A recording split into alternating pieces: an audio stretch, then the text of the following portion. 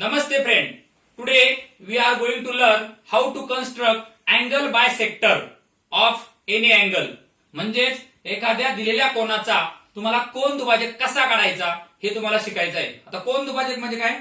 This is an angle and this line divide this angle into two equal parts. म्हणजे दिलेल्या कोनाचे दोन समान भाग करणारी ही जी किरण आहे, ही जी रेषा आहे, याला म्हणायचं angle bisector.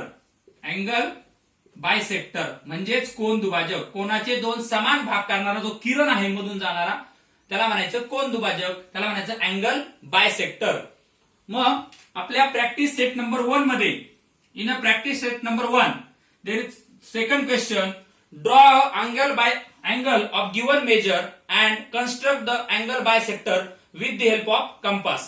Okay, the first example is 60 degree. Draw angle of 60 degree and construct bisector. Okay, then the first draw a ray and give the name B and C. Okay, now take the protractor. कोण मापक घ्यायचंय? Protractor घ्यायचंय. Okay, put this midpoint on point B and match the line of protractor with the ray. Now 0, 10, 12, 30, 20, 30, 40, 50 and 60. Okay, now join B and this point. This is your angle of 60 degree. Okay, now we will construct angle bisector with the help of compass. Take the suitable distance in the compass. एक व्यवस्थित अंतर घ्यायचं, जास्त घ्यायचं नाही. Okay, put this point on point B. या B वर आपल्याला लोखंडी टोक ठेवायचा आहे. And cut the arc, draw the arc to cut the arm. तुम्हाला असे कंस काढायचे त्या कोनाच्या बाजूवर. Okay, now put this.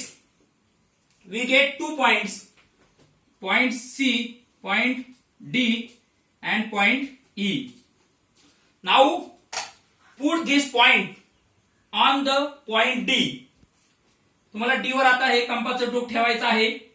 And draw arc inside the angle. Okay, now put this point on point E. तुम्हाला आता E वर हे टोक ठेवायचं आहे. And draw the arc to cut the first arc.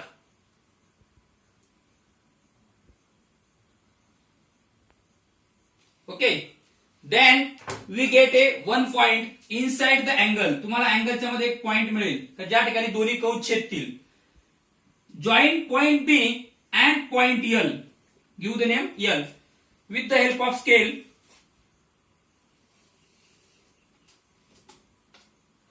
Okay, this is your angle bisector of this angle. Okay, the second example is 80 degree. Draw first line or ray on your notebook with the help of scale and pencil. Give the name P and Q. Okay, now take a protractor. कोनमापक घ्यायचंय. कोनमापकाचा मध्यबिंदू या P वर ठेवायचा आहे आणि कोनमापकाची जी line आहे शून्याची ती या आपल्या किरणावर आली पाहिजे. अशा प्रकारे ठेवायचा आहे. बरोबर. Okay, and draw the angle of 80 degree. Therefore 0, 10, 20, 30, 40, 50, 60, 70, 80. Okay, this is a mark of 80 degree. Now this point and P join with the help of scale. पट्टीच्या मदतीने जोडा. This is your angle of 80 degree. Now with the help of compass we will draw angle bisector.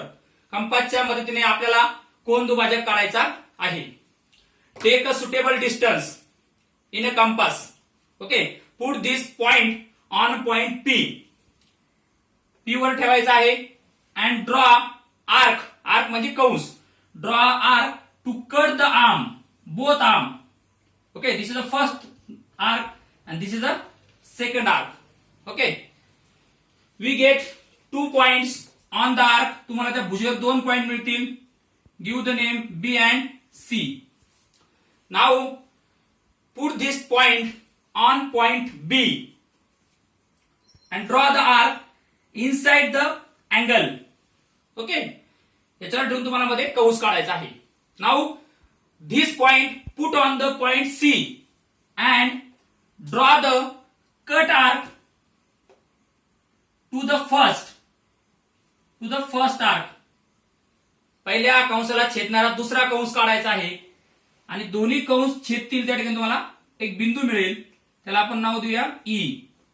Okay, now join the point P and E with the help of scale.